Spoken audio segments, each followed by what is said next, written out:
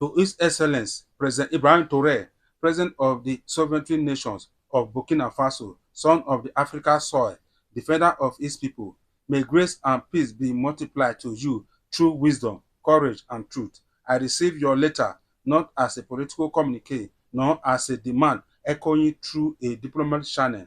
I receive it as a cry of the soul, powerful, principle, and painful from a son of this continent that has known too much loss, too much silence, and too many broken promises.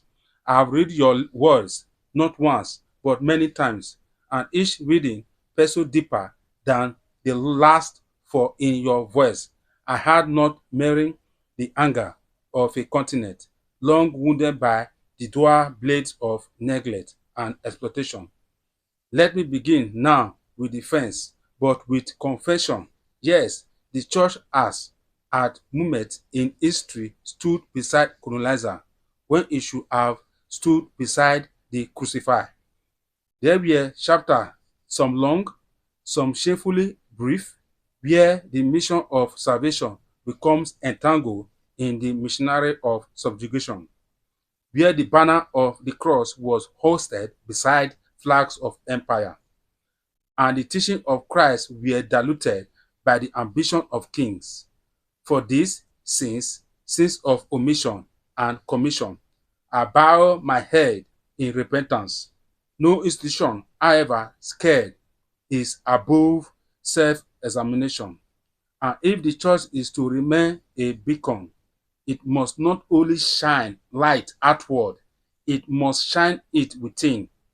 You ask, will this papacy be different? And to that I reply, not only will it be different, it must be for too long. The African voice has been heard wholly in whispers. Your leaders have been praised only when they were palpable and demonized, when they dare to defy unjust system. Your resources have been extracted while your people were left to scavenge what was theirs to begin with. But Africa is a charity case. Africa is not a patient waiting for the West to administer spiritual or political anesthesia.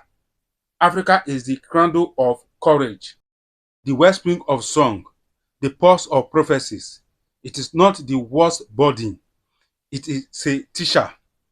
Let the speak plainly, as you did. President TrAoRe, on colonial legacy.